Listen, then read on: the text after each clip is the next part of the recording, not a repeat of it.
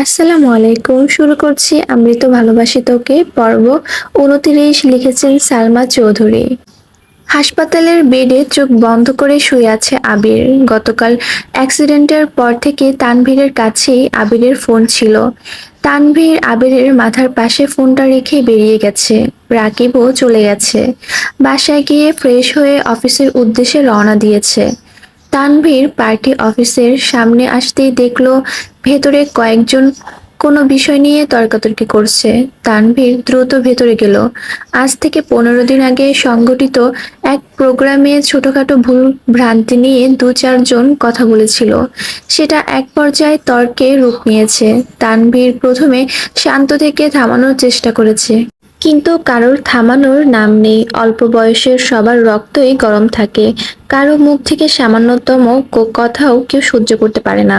বেসামাল পরিস্থিতি বুঝতে পেরে তানভীর উচ্চস্বরে ধমক দিতেই সকলে নীরব হয়ে গেছে। সময়টা যেন থমকে গেছে। সবাই মাথা নিচু করে দাঁড়িয়ে আছে। কারো মুখের কোনো শব্দ নেই। আবিরের বলা কথাগুলো মনে করে তানভীর দীর্ঘশ্বাস ছেড়ে সাবলীলভাবে বোঝানোর চেষ্টা করলো। সবাইকে থামিয়ে তানভীর নিজের চেয়ারে মাথা চেপে ধরে বসে আছে। গতকাল থেকে তানভীরের মেজাজ এমনিতেই খুব গরম। মেঘের অনাকাঙ্ক্ষিত আচরণ, আবিরের অ্যাক্সিডেন্ট, মিনহাজ আর তামিমের প্রতি তীব্র আক্রোশে তানভীরের মেজাজ তুঙ্গে। তানভীরের নিজের বোনের প্রতি যতটা না ক্ষোভ ছিল তার চেয়ে বেশি রাগ হয়েছিল বন্যাকে সেখানে উপস্থিত থাকতে দেখে। বন্যার ম্যাচিউরিটি তানভীরকে বরাবরই মুগ্ধ করে। মেয়েটা কখনোই উচ্ছৃঙ্খল আচরণ করে না। করলেও সেটা নির্দিষ্ট গণ্ডিতে সীমাবদ্ধ থাকে। যেমন মেঘদের সাথে থাকলে বন্যা ওদের মতোই দুষ্টামি ফাজলামি করে, আবার বাড়িতে থাকাকালীন ছোট ভাইয়ের সাথে খুনসুটিতে মেতে থাকে। অথচ স্যার ম্যাম, তানভীর, আবির কিংবা বড়দের সামনে একদম শান্তশিষ্ট ভাবে কথা বলে। বন্যার কথা আর আচরণ কোথাও কোনো প্রকার অভদ্রতা ছোঁয়া নেই। মেয়েটার রাগ বোঝারও কোনো উপায় নেই। গতকালকের ঘটনায় বন্যা উপস্থিতি দেখে তানভীর নিজেকে কোনোভাবেই নিয়ন্ত্রণ করতে পারছিল না। আবির আর তানভীরের দুজনের দৃষ্টিতে বন্যা মেঘের তুলনায় অনেকটাই পরিণত। কাউকে চোখ বন্ধ করে বিশ্বাস করলে, খুব করে কিছু আশা করে না পেলে তখন বুকের ভেতর যে আঘাতটা লাগে সেটা এত সহজে মুছে না।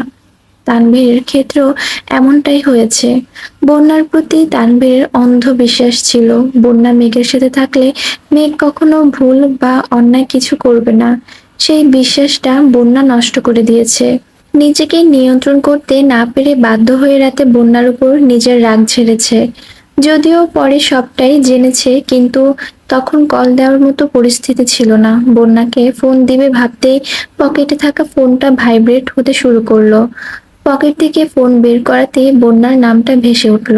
অমনি তানভীরের ওষ্ঠপুট প্রশস্ত হলো।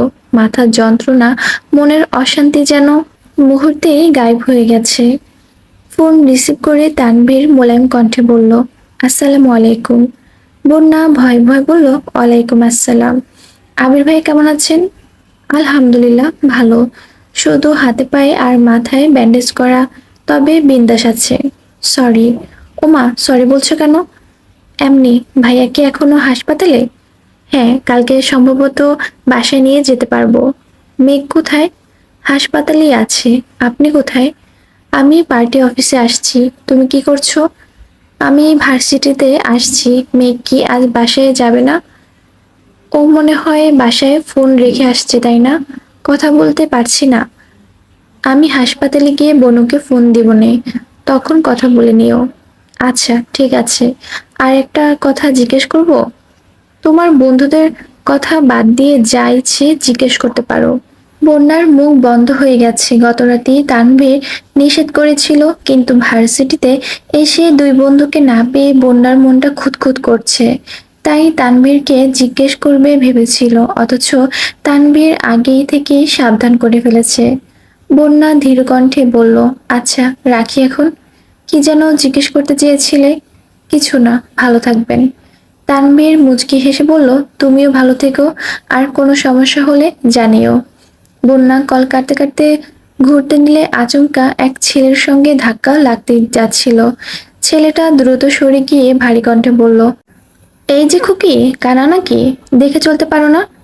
বন্যা ফোন কানে নিয়েই চোখ তুলে তাকালো। ছেলেটা বেশ ফর্সা, বন্যার তুলনায় হাইট অনেকটাই বেশি। চোখে সাদা সানগ্লাস, চুলগুলো গুছানো, পরনে শার্ট, তার উপর অ্যাপ্রন। বন্যা ছেলেটার দিকে তাকিয়ে কপাল কুঁচকালো। ছেলেটা বিপুল চোখে বন্যার দিকে তাকিয়ে মুচকি হাসলো। তানবীর ফোনের ওপাশ থেকে গম্ভীর কণ্ঠে শুধালো, কি ধমক দিয়েছে? বন্যা ঠান্ডা কণ্ঠে বলল, চিনি না, রাখছি এখন। ছেলেটা কয়েক মুহূর্ত স্থির থেকে বন্যার দিকে তাকিয়ে তাকিয়ে চলে যাচ্ছে। বন্যাও শুকনো নেত্রে ছেলেটার দিকে তাকিয়ে আছে। ছেলেটার চাল চলনে হঠাৎ পরিবর্তন দেখে বন্যার মনে খটকা লেগেছে। তাছাড়া বন্যা যেখানে দাঁড়িয়েছিল সেখানে দিয়ে সচরাচর কেউ হাঁটাচলাও করে না। তবে ওই ছেলে কেন এদিকে আসবে? ছেলেটাকে দেখেই বোঝা যাচ্ছিল ক্লাসের দিক থেকে সিনিয়র হবে, কিন্তু আগে কখনোই এই ছেলেকে দেখেছি কিনা সেটা মনে করতে পারছে না। ছেলেটা অনেকটা দূরে চলে গেছে। বন্যা আবারও ঘাড় ঘুরিয়ে তাকালো। বন্যার হঠাৎই মিনহাজের সাথে প্রথম দেখার ঘটনা মনে পড়ে গেছে। মিনহাজ ইচ্ছাকৃত ধাক্কা দিতে এসে নিজেই যেমন ভাব নিয়েছিল, তেমনি এই ছিল নিজে অন্য রাস্তায় এসে আবার ধমক দিয়ে বসলো। বন্যার এখন নিজের উপর বড্ড রাগ হচ্ছে। একটু আগে বিষয়টা খেয়াল করলে ছেলেটাকে অন্ততপক্ষে দুটো কথা বলতে পারতো। তানভীর পুনরায় কল করছে। বন্যা কল রিসিভ করা মাত্রই তানভীর আতঙ্কিত কণ্ঠে শুধালো, কি হয়েছে? কে কি বলেছে? না না, তেমন কিছু না। সত্যি কথা বলো, আসবো আমি? আরে না, সত্যি কিছু হয়নি, আপনার আসতে হবে না। Are you sure? ইয়েস। আচ্ছা ঠিক আছে, ক্লাস শেষ করে বাসায় চলে যেও। জি, আচ্ছা, রাখছি। বন্যা কল কেটে আবারও তাকালো। ততক্ষণে ছেলেটা কোথাও যেন চলে গেছে। এর মধ্যে লিজা আর মিষ্টি সে বন্যার মাথায় গাঁটটা মেরে উত্তেজিত কণ্ঠে প্রশ্ন করলো, কিরে, তুইও কি লিফাত ভাইয়ার প্রেমে পড়েছিস? বন্যা কপাল কুঁচকে রাশভারী কণ্ঠে শুধালো, লিফাত ভাইয়া আবার কে? লিজা হেসে উত্তর দিল, এই যে একটু আগে যার সাথে কথা বলেছিলি, যার দিকে এইমাত্র তাকিয়েছিলি, তিনি হচ্ছেন লিফাত ভাইয়া, চতুর্থ বর্ষের কেমিস্ট্রি ডিপার্টমেন্টের ফার্স্ট বয়। উনি যে কত মেয়ের ক্রাশ তার কোনো হিসেব নেই, এমনকি আমারও ক্রাশ। তা কি কথা বলেছিলি রে? বন্যা রেগে গেল, বলল, কোনো কথাই বলিনি। তোর ক্রাশের সাথে কথা বলতে আমার বইয়ে গেছে। আর একটা কথা, তোর ক্রাশের ক্যারেক্টারের সমস্যা আছে, বুঝলি? লিজা দাঁতে দাঁত চেপে কটকট করে বলল, তুই আমার ক্রাশকে নিয়ে একদম বাজে কথা বলবি না। বলতে চাইও না, এমনকি তোদের সাথেও কথা বলতে চাই না। বাই। বন্যা ক্লাসে চলে গেছে। বন্যার পিছু পিছু মিষ্টি আর লিজাও ছুটছে। এদিকে আলী আহমদ খান চলে যাওয়ার পর আরো 2-3 ঘন্টা মাহমুদ খান হাসপাতালে ছিলেন। আবিরকে যতটা সম্ভব বুঝিয়েছেন। মালিয়া খান আজ কম বেশি কথা বলেছেন। হালিমা খানের সাথেও পরিচিত হয়েছেন। প্রায় 1টার দিকে ওনারা বাসার উদ্দেশ্যে চলে গেছেন। মালিয়া খান আর হালিমা খান দুজনই বাসায় যাওয়ার জন্য বলেছেন, কিন্তু প্রত্যুত্তরে মাহমুদা খান কিছুই বলেননি। এত বছরের দূরত্বের পর হুট করে ওই বাড়িতে চলে যাওয়ার ওনার কাছেও স্বাভাবিক বিষয় না। এই বাড়ির সাথে জড়ানো আবেগগুলো কেমন যেন শক্ত পাথরের মুড়ি আছে। সেই পাথর না গললে স্বাভাবিক সম্পর্ক গড়ে ওঠা অসম্ভব ব্যাপার। আলী আহমদ খান মুখরত খাতিরে বোনকে বাসে যেতে বললেও দুই ভাবি খুব আন্তরিকতার সাথে বাসে যাওয়ার জন্য বলেছেন। দুপুরের পরপরই ইকবাল খান, আকলিমা খান, মিম আদি হাসপাতালে আসছে। আবিরের অসুস্থতার কথা তানভীর বলতে চায়নি, তবে ইকবাল খান বারবার জোর করায় বাধ্য হয়ে বলেছে। বলতে দেরি হলেও তাদের রওনা দিতে দেরি হয়নি। মিম আর আদির সারা রাস্তা কেঁদে কেঁদে এসেছেন। আবিরের সাথে মিম খুব কম কথা বলে। হুটহাট দেখা না হলে মিম ইচ্ছাকৃত সামনেও পড়ে না, তবে ভাইয়ের প্রতি ভালোবাসার কোনো কমতি নেই তার। অন্যদিকে আদির আবদার করার একমাত্র জায়গাই হচ্ছে আবির।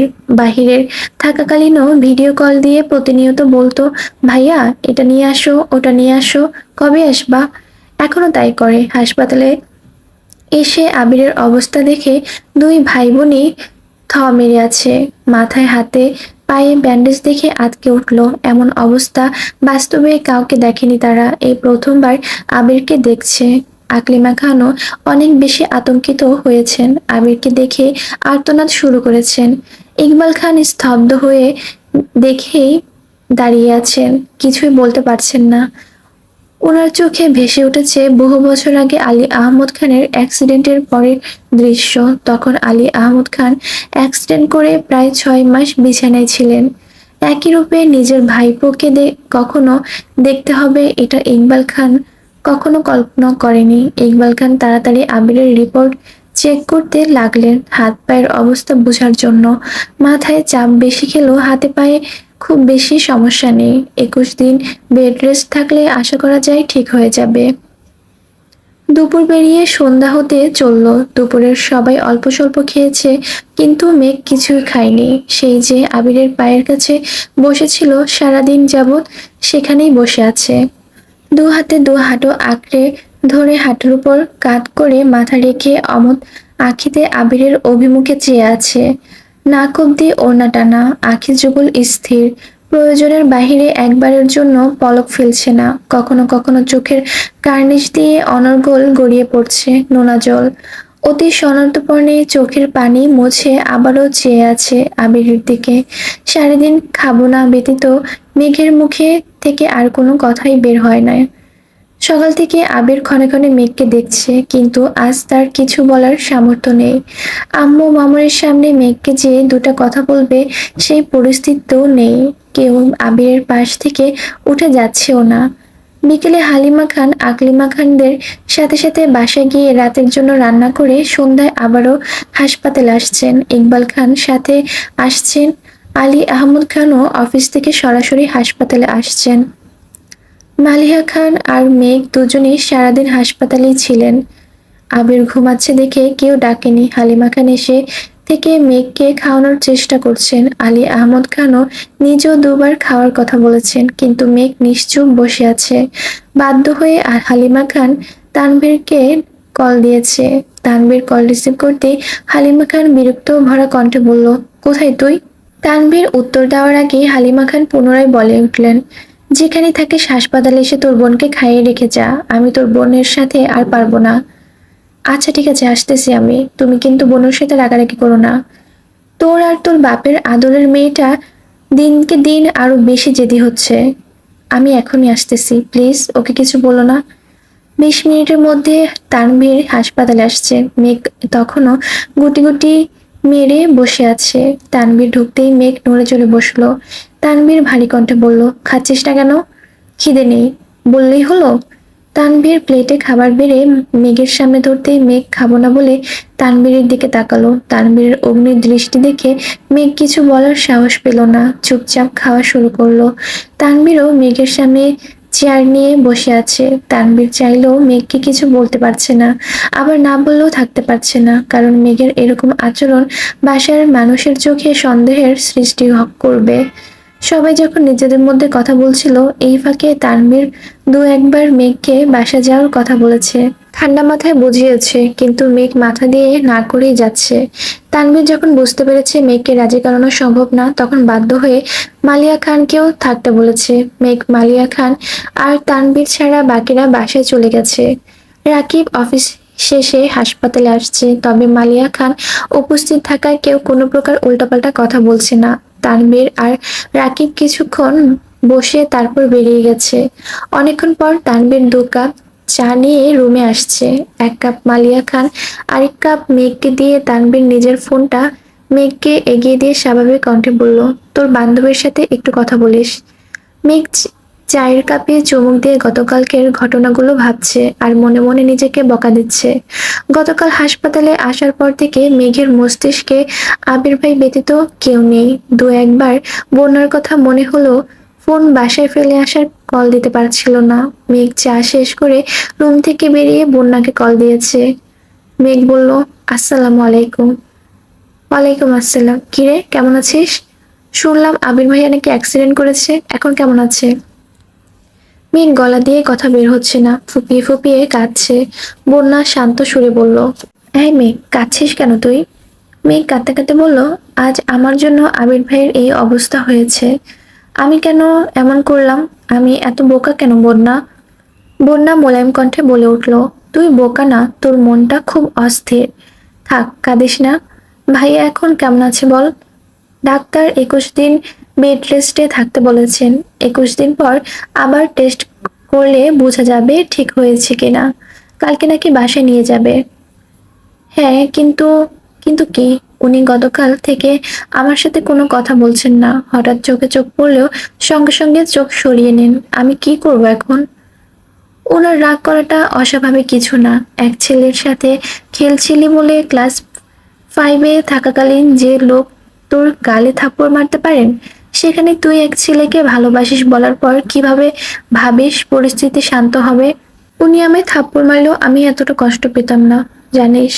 যতটা কষ্ট এখন হচ্ছে নিজের উপর আর মিনহাজদের উপর এত রাগ হচ্ছে। এখন অন্ততপক্ষে শান্ত থাকিস প্লিজ, আর কোনো ভুল করিস না। তোর ভাই মিনহাজদের যা করার করে ফেলেছে। মানে? গতকাল থেকে মিনহাজদের কোনো খোঁজ নেই, ফোন বন্ধ, আজ ক্লাসেও আসেনি। আর তোর ভাই বলেছে 3 দিন পর নাকি ওদের খোঁজ পাবে। আমাকে এই বিষয়ে কিছু জিজ্ঞেস করতে নিষেধ করেছেন। কি বলছিস এসব? ঠিকই বলেছি, তুই ভুলেও এই প্রসঙ্গে কিছু বলিস না। গতকাল থেকে তোদের টেনশনে আমি ঘুমাতে পারছিলাম না। মেঘ আর বোনা প্রায় 30-40 মিনিট কথা বলার পর ফোন রেখে তানভীরকে ফোন দিয়ে দিয়েছে। কোনো রকমের রাত কাটিয়ে সকাল থেকে আবিরকে বাসায় নিয়ে যাওয়ার তোড়জোড় লেগেছে। ডাক্তার চেক আপ করে রিলিজ দেওয়া মাত্রই বাসার উদ্দেশ্যে রওনা দিয়েছে। এই অবস্থায় সিঁড়ি দিয়ে ওঠা নামা করতে সমস্যা হবে বিধায় আবিরের জন্য নিজের একটা গেস্ট রুম গোছানো হয়েছে। আপাতত কিছুদিন এখানেই থাকবে, পা ঠিক হলে উপরে চলে যাবে। মেঘও নিজের রুমে চলে গেছে। আবিরের দিকে যতবার তাকায় ততবারই মেঘের নিজের প্রতি ঘৃণা হয়। মেঘ বাসায় ফিরে সেই যে রুমে ঢুকেছে সন্ধ্যার পর হয়ে গেছে, অথচ মেঘ একেবারের জন্য নিচে আসছে না। আদি 2-3 বার দরজা পর্যন্ত গিয়ে মেঘকে ডেকে এসেছে, কিন্তু মেঘ আসে না। বাধ্য হয়ে মিম মেঘের রুমে গেল। দরজার সামনে থেকে আপু বলে ডাকতে ডাকতে ভেতরে ঢুকলো। মেঘ টেবিলের উপর 2 হাত মাথা টেকে বসে আছে। চুল এলোমেলো থাকার কারণে মেঘের মুখ দেখার অবস্থা নেই। মিম কাছে এসে ডাকলো, আপু। মিম কয়েক মুহূর্ত পরেই বুঝতে পারলো মেঘ ফুপাচ্ছে। মিম যথাসাধ্য মেঘের চুলগুলো ঠিক করতে করতে মলিন সুরে বলল, আপু, তোমার কি হয়েছে? কাঁদছো কেন? মেঘের কান্নার তীব্রতা বাড়ছে, আরো বেশি ফুঁপাচ্ছে। মিম আতঙ্কিত কণ্ঠে মেঘকে ডাকতে লাগলো। মেঘ অনেকক্ষণ পর মুখ তুলে তাকালো। কান্নার তোপে মেঘের মুখ লাল হয়ে টকটকে হয়ে গেছে। চোখ বেয়ে অনর্গল পানি পড়ছে। বাঁধহীন এই জলের ধারায় কোনো অন্ত নেই। মিম অবুঝ মেয়ের মতো চেয়ে আছে, প্রশ্ন করার ভাষা হারিয়ে ফেলেছে। মেঘ আচমকা মিমকে জড়িয়ে ধরে হাউমাউ করে কাঁদতে লাগলো। মিমের মন বেকুল হয়ে আছে। অনেকক্ষণ পর মৃদু সুরে শুধালো, আপু, তুমি কাঁদছো কেন? কি হয়েছে তোমার? প্লিজ বলো আমাকে। মেঘ কাঁদতে কাঁদতে বলা শুরু করলো, আমি আমি আমির ভাইকে অনেক ভালোবাসি, আমার নিজের থেকেও বেশি ভালোবাসি। ওনার অস্তিত্ব ব্যতীত আমি আমার সত্তা কল্পনা করতে পারি না। আমার সামান্য ভুলের কারণে আজ আবির ভাইয়ের এই অবস্থা। আমি নিজেকে ক্ষমা করতে পারবো না রে। বিস্ময়ে মিমের চোখ 3 গুণ বড় হয়ে গেছে। মিম আশ্চর্যজনিত নয়নে তাকিয়ে ব্যস্ত কণ্ঠে বলল, তুমি আবির ভাইয়াকে ভালোবাসো? হুম। কবে থেকে? দেশে আসার পর থেকে। মিম আর্তনাদ করে উঠল, তুমি আমাকে এতদিনে বলতেছো? মেয়ে কাঁদতে কাঁদতে বলল, আমি এখন কি করব বল? ওনার সামনে যাওয়ার সাহস পাচ্ছি না। কেন? তুমি কি ভাইয়ার মাথা ফাটিয়েছো নাকি? আমার জন্যই উনি অ্যাক্সিডেন্ট করেছে। হ্যাঁ, বলেছে তোমায়। ভাইয়ার কপালে অ্যাক্সিডেন্ট লেখা ছিল, তাই করেছেন। চলো তো। না রে, আমি যাব না। মিম 2 হাতে মেঘের চোখের পানি মুছে শক্ত কণ্ঠে বলল, চলো আমার সঙ্গে, আমিও একটু দেখি ভাইয়ার সাথে তোমার কেমন মানায়। মেঘ সিক্ত আঁখিতে তাকিয়ে মলিন হাসলো। মিম টানতে টানতে মেঘকে নিয়ে যাচ্ছে। মিমের টানের কারণে মেঘের খোলা চুল সম্পূর্ণ খুলে গেছে। আদরে রূপ কেমন যেন ফ্যাকাশে দেখা যাচ্ছে। মিম মেঘের হাত ধরে টানতে টানতে সিঁড়ি এসে চিন্তিত কণ্ঠে বলল, আপু একটা প্রশ্ন করি। মেঘ স্বাভাবিক কণ্ঠে বলল, কি? তোমার আর আবির ভাইয়ার বিয়ে হলে আমি তোমাকে কি ডাকবো? আর আবির ভাইয়াকে বা কি? কথা সম্পূর্ণ করার আগে মেঘ এক হাতে মিমের মুখ চেপে ধরে রাগে সুরে বলল, ভুলেও যদি বাসার কারোর সামনে এই ধরনের কথা বলিস, তোকে আমি খুন করে ফেলবো। কেন? পরে বলবো। আচ্ছা ঠিক আছে। মিম আর মেঘ আবিরকে দেখার জন্য ড্রয়িং রুম পেরিয়ে গেস্ট রুমে আসছে। দরজায় দাঁড়িয়ে মিম হালকা করে কাশি দিল। আবির তখন পূর্ণ মনোযোগ দিয়ে ফোন দেখছিল। ফোনের স্ক্রিন জুড়ে আবিরের কাদম্বিনীকে এক উজ্জ্বল ধৃষ্টতার বিচরণ, মুখে তার মিষ্টি হাসি, ডাগর ডাগর আখি জোড়া, তাতে গাঢ় করে কাজল রেখে টানা। আবির নিঃস্বার্থ দৃষ্টিতে সেই ছবিটা দেখছিল। ছবির মালিক বহু বছর আগেই আবিরের হৃদয়ে স্থান করে নিয়েছে। অকস্মাৎ শব্দ হয়, আবিরের ধ্যান ভেঙে গেছে। মুহূর্তে ফোন রেখে চোখ তুলে তাকালো। সরাসরি নজর পড়ে মিমের দিকে। শুকনো নেত্রে তাকাতে মিমের পিছনে মেঘকে দেখতে পেল। মিম দরজা থেকেই বলল, ভাইয়া ভিতরে আসবো? আয়। মিম মেঘকে নিয়ে ভিতরে ঢুকলো। মেঘ চিবুক গলায় নামিয়ে রেখেছে। মিম টুকটাক কথা বলছে, কিন্তু মেঘ মাথা নিচু করে দাঁড়িয়ে আছে। মেঘের নীরবতা আবিরেও সহ্য হচ্ছে না, তাই বাধ্য হয়ে মিমকে উদ্দেশ্য করে বলল, আম্মুকে বল আমার খাবার দিতে। মিম আচ্ছা বলে মেঘের হাত ছেড়ে রুম থেকে বেরিয়ে গেছে। আবির কয়েক মুহূর্ত মেঘের দিকে তাকিয়ে রইল। কতক্ষণ যাবৎ মেঘকে দেখছে তার হিসেব নেই। হঠাৎ রাশ ভারী কণ্ঠে বলল, সারাদিন শেষে এতক্ষণে আমার কথা মনে পড়ল? মেঘ মাথা নিচু করেই দাঁড়িয়ে আছে, থরথর করে হাত পা কাঁপছে। আবির বারবার শুকনো নেত্রে মেঘকে দেখে তাকাচ্ছে। হঠাৎ মোলায়েম কণ্ঠে শুধালো, কি হয়েছে তোর? মেঘ কাঁপা কাঁপা কাঁপা কাঁপা কণ্ঠে বলল, আই এম সরি ভাইয়া। সরি কেন? আপনার এই অবস্থার জন্য আমি দায়ী। আবির চোখ ঘুরিয়ে এদিক সেদিক তাকিয়ে ঠাট্টার সুরে বলল, কেন? তুই পেতনি সেজে আমাকে ধাক্কা মেরেছিলি নাকি? আবিরের এমন কথা শুনে মেঘ সহসা চোখ তুলে তাকালো। আবিরের মুখে হাসি দেখে মেঘ কপাল কুঁচকে আহাম্মকের মতো চেয়ে আছে। আবির মৃদু হেসে বলল, এখানে বস। মেঘ চুপচাপ এসে বসলো। কিছুক্ষণ নীরব থেকে মেঘ আবারও কান্না শুরু করে দিয়েছে। মেঘের কান্না দেখে আবির থতমত খেয়ে গেছে। তড়িঘড়ি করে বলল, এই আর এত কাঁদবি না তো। দুদিন যাবৎ কেঁদেই যাচ্ছিস, এবার অন্তত থাম প্লিজ। মেঘের কান্না থামার কোনো লক্ষণ না দেখে আবির গম্ভীর কণ্ঠে বলে উঠল, এভাবে কেঁদে কি প্রমাণ করতে চাস? মানে, আমি তোকে মারি, তোকে কাঁদাই, এসবই প্রমাণ করতে চাচ্ছিস? না। তাহলে এভাবে কেন কাঁদছিস? আমি কি মরে গেছি? মেঘ সঙ্গে সঙ্গে আবিরের মুখ চেপে ধরে হুংকার দিয়ে উঠল, আপনাকে সাবধান করে দিচ্ছি, মরার কথা কখনো মুখে নেবেন না। আবির আলতোভাবে মুখে রাখা মেঘের হাতের উপর হাত রেখে হাতটা কিছুটা সরিয়ে ঠোঁটে হাসি রেখে বলল, আর তুই যে এভাবে কাঁদছিস সেবেলা। মেঘ কাঁদতে কাঁদতে আবারও বলতে শুরু করলো, আমি ভুল করেছি, আমাকে মাফ করে দেন প্লিজ। আমি আর কখনো এমন কাজ করব না। মিনহাসদের সঙ্গে আর কখনো কথা বলবো না, কারোর সাথে মিশবো না। আবির রাগান্বিত কণ্ঠে বলল, ভুল তুই না, বরং আমি করেছি। আমার সেদিন বড় ভাইয়ের দায়িত্ব পালন করা উচিত ছিল। মেঘ চিৎকার করে উঠল, মানে? আমার উচিত ছিল সামনে দাঁড়িয়ে মিনহাজের প্রপোজ করার স্টাইলটা দেখা, তাকে সাপোর্ট করা।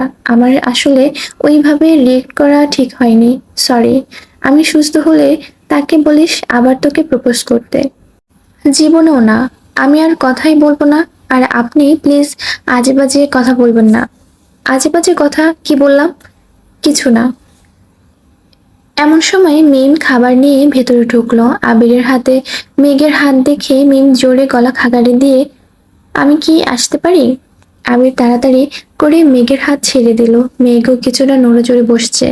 মিম খাবার টেবিলে রেখে যেতে যেতে ঠাট্টার সুরে বলল, আমি এখন চলে যাচ্ছি, পরে আবার আসবো কিন্তু।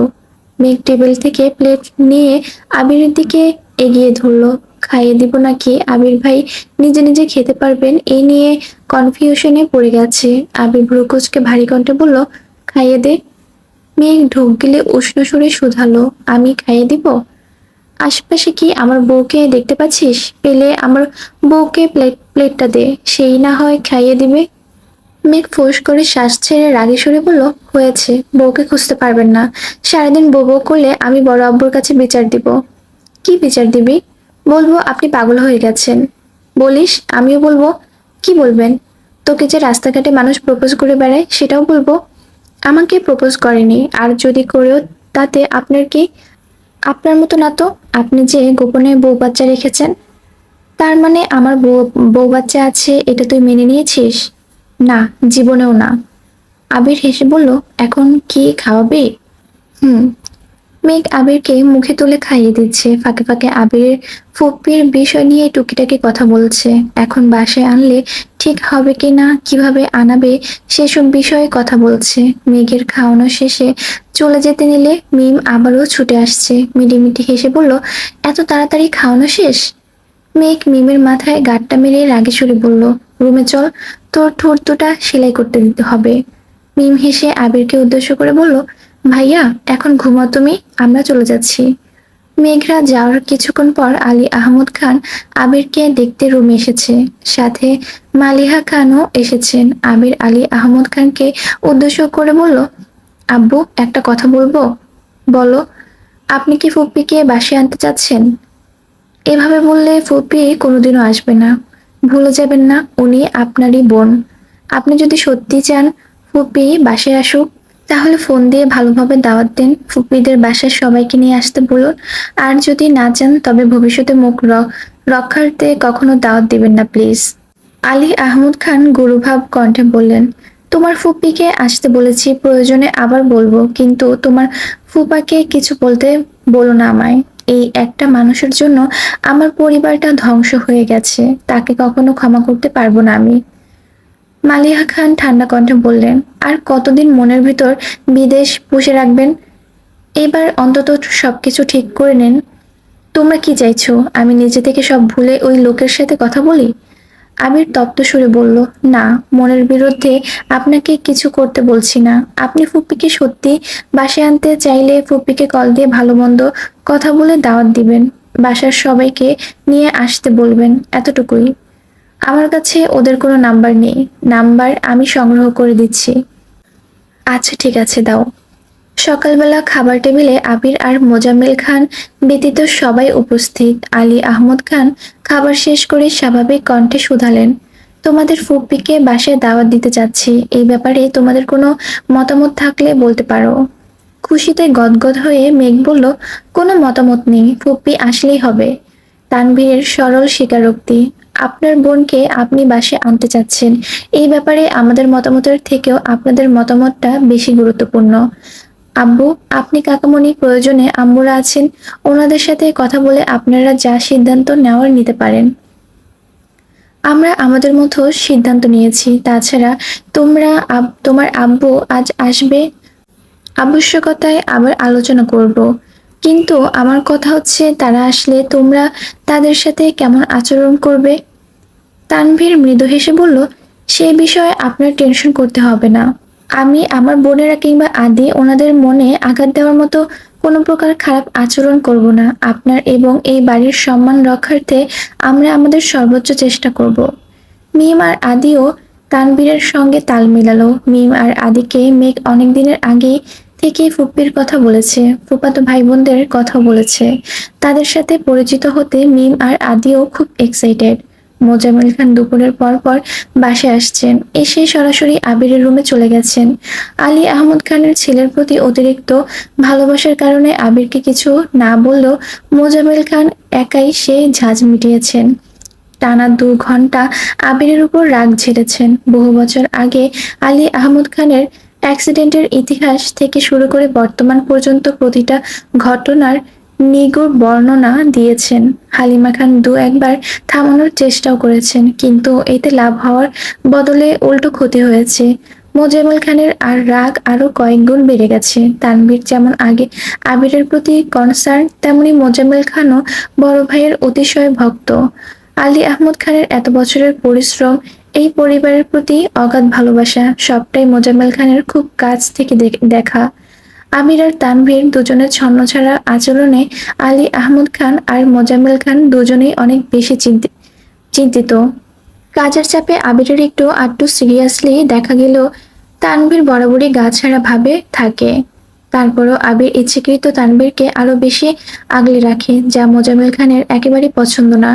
আবিরের পাশাপাশি তানভীরও যদি পূর্ণ মনোযোগ দিয়ে পারিবারিক ব্যবসাটা সামলাতো, তাহলে এতদিনে তাদের অবস্থা আরো উপরে থাকতো। একমাত্র ছেলের প্রতি মোজাম্মেল খানের ভালোবাসা যেমন আছে, তেমনি দুশ্চিন্তার অন্তত নেই। আবির পড়াশোনার ভালো, কাজেও খুব মনোযোগী, কিন্তু তানভীর সম্পূর্ণ উল্টো। বর্তমানে যা করছে তাতেও যদি গুরুত্ব না থাকে, তবে ছেলের ভবিষ্যতে কি হবে সেই নিয়ে দুশ্চিন্তা করেন প্রতিনিয়ত। সবকিছুর বহিঃপ্রকাশ ঘটছে আজ আবিরের সামনে। আবির চুপচাপ মাথা নিচু করে চাচ্চুর সব কথা শুনছে। আবির চাইলেও এখন কিছু বলতে পারছে না।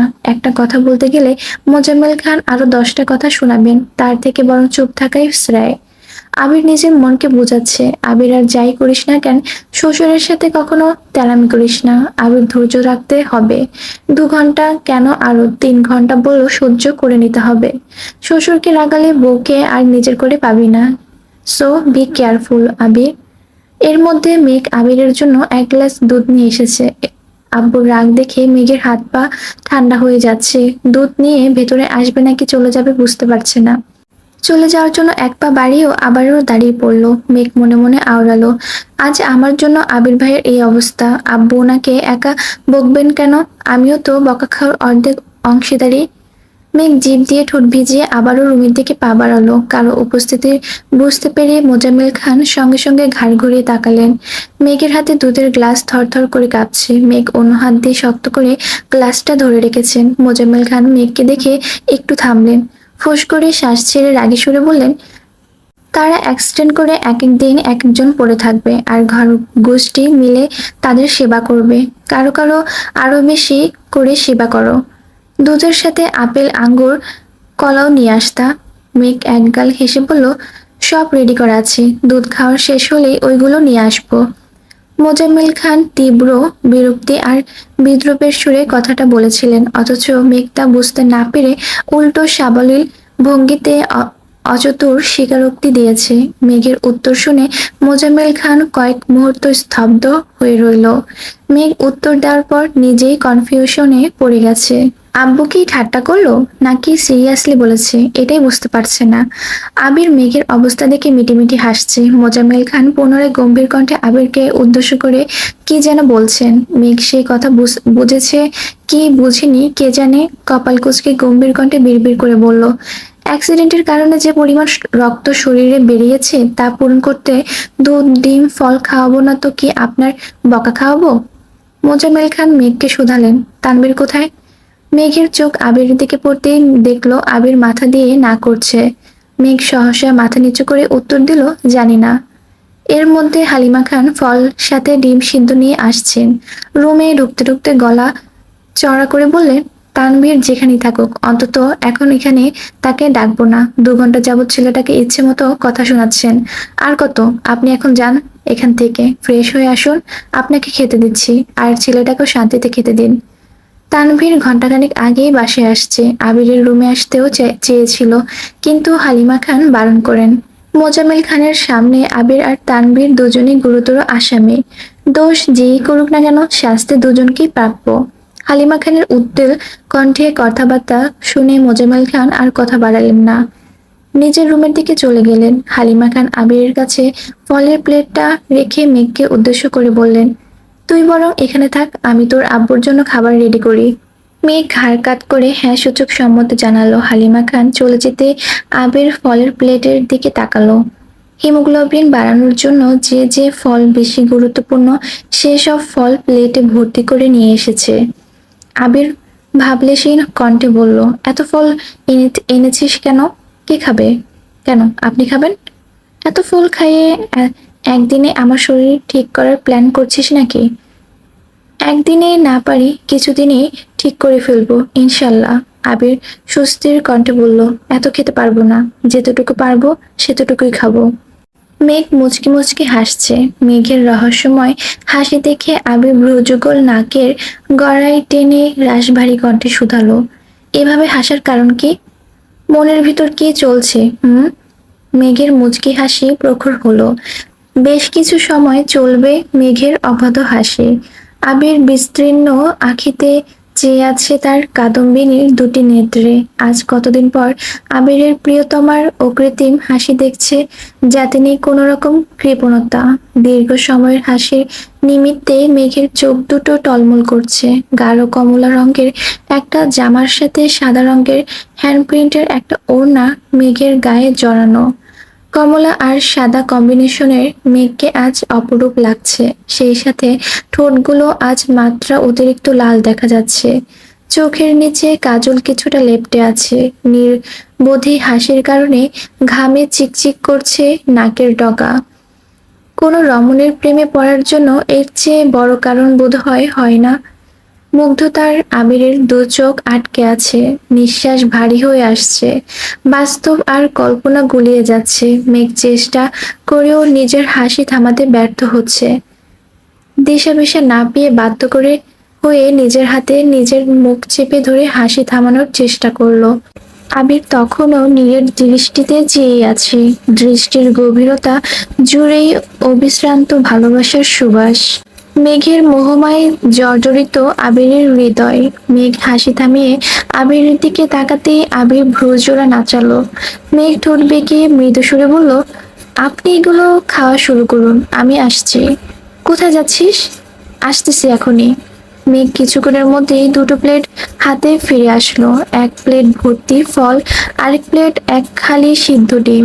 মেঘ ঠোঁটে হাসি রেখে প্লেট দুটো আবিরের সামনে রাখতেই আবির ভীষণ খেয়ে উঠলো। কাশতে কাশতে আবিরের অবস্থা খারাপ হয়ে যাচ্ছে। অলরেডি আবিরের সামনে এক হালি ডিম, এক প্লেট ভর্তি ফল, তার উপর মেঘ আরো এক হালি ডিম আর এক প্লেট ফল নিয়ে আসছে।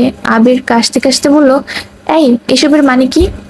মেঘ হেসে বলল, এই সবগুলো আপনি এখন খেয়ে শেষ করবেন, আর কোনো কথা আমি শুনতে চাইবো না। আবির বিপুল চোখে মেঘের দিকে তাকিয়ে আছে। মেঘের যত্ন দেখে মনে হচ্ছে একদিনেই আবিরকে পুরোপুরি সুস্থ করে ফেলবে।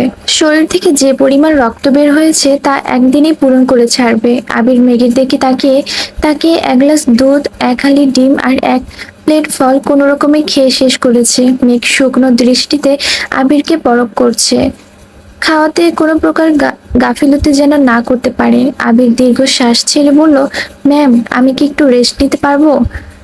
বেশি কষ্ট হচ্ছে? একটু, তবে আপনি বললে শেষ করে ফেলবো। থাক, পরে খেয়ে নিয়েন, এখন আমি আসছি। আবির উদাসীন কণ্ঠে বলল, আচ্ছা। আলী আহমদ খান বাসায় ফিরে আবিরের থেকে নাম্বার নিয়ে গেছেন। মোজাম্মেল খান সহ বাকিদের সাথে কথা বলে অবশেষে মাহমুদা খানের নাম্বারে কল দিলেন। মাহমুদা খানের ফোনে অলরেডি আলী আহমদ খানের নাম্বার ভাইজান লিখে সেভ করা, তাই চিনতে অসুবিধা হয়নি। কল দেওয়ার পর প্রথমবারই কল রিসিভ হলো। মাহমুদা খান কণ্ঠ খাদে নামিয়ে ধীর কণ্ঠে বললেন, আসসালামু আলাইকুম ভাইজান। ওয়ালাইকুম আসসালাম, কেমন আছিস? আলহামদুলিল্লাহ, তুমি কেমন আছো? আলহামদুলিল্লাহ। কোথায় আছিস? বাসায়। আবির কেমন আছে? আগের থেকে কিছুটা সুস্থ। ভাবিরা কেমন আছে? বাকি সবাই কেমন আছে? আলহামদুলিল্লাহ ভালো, যে কারণে তোকে ফোন দেওয়া। আগামীকাল তোদের বাসার সবাইকে আমাদের বাসায় দাওয়াত। সবাইকে নিয়ে সকাল সকাল বাসায় চলে আসিস, আমার যেন দ্বিতীয়বার ফোন দিতে না হয়। ঠিক আছে ভাইজান। মাহমুদা খান ফোন রেখে ফুপিয়ে ফুপিয়ে কাঁদতে শুরু করেছেন। আইরিন আর আরিফও মায়ের সাথে সাথে কাঁদছে। জন্মের পর থেকে মাকে দেখে আসছে, ভাইদের জন্য সবসময় কান্না করে। ঈদ কিংবা কোনো উৎসব আসলেই তাদের মায়ের কান্না দেখতে হয়। 28 বছর পর খান বাড়িতে ঢোকার অনুমতি পেয়েছেন, সেই খুশিতে নিজের কান্না আটকে রাখতে পারছেন না। আলী আহমদ খানের রাগ এত সহজে কমে যাবে এটা কেউ কল্পনা করতে পারেনি।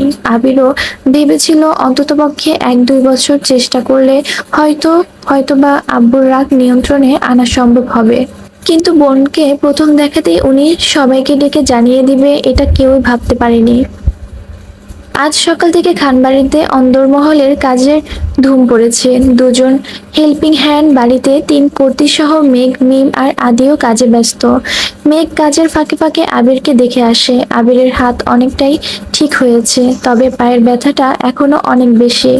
আজ 3 ভাই একসঙ্গে বাজার করতে বেরিয়েছেন।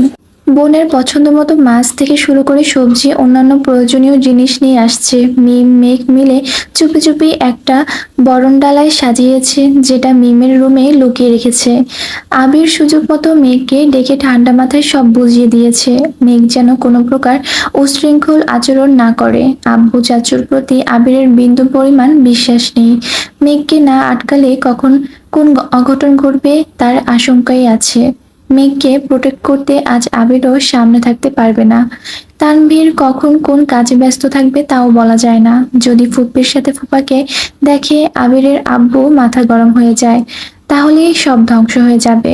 আবিরই বলেছিল ফুপ্পিকে বাসায় আনার কথা, কারণ এখন আবিরের অসুস্থতার কারণে আলী আহমদ খানের মন এমনিতেই খুব নরম। এমতো অবস্থায় ফুপ্পিকে না আনতে পারলে পরবর্তীতে কবে সুযোগ পাবে তা জানা নেই। বরণডালা হাতে নিয়ে মেইন গেট পার হতে আচমকা এক ছেলের সাথে ধাক্কা লাগতেই সামনের ছেলেটা দ্রুত সরে গেছে। মিমের হাতের বরণডালা সহ ফুলের পাপড়ি সব পড়ে গেছে। সাথে সাথে মিমও ধপাস করে নিচে পড়ে গেছে। ব্যথায় মিম চিৎকার করে উঠল, ও মা গো! চিকন লম্বা এক ছেলে 2 কদম এগিয়ে এসে শুধালো, ব্যথা পেয়েছো? মিম রাগে কটকট করে বলল, এই কে আপনি? আমার বাসায় এসে আমাকে ফেলে দিয়ে আবার জিজ্ঞেস করেন ব্যথা পাইছি কিনা? আপনার সাহস তো কম না। আবারও আর্তনাদ করতে করতে বলল, উফ, আমি শেষ।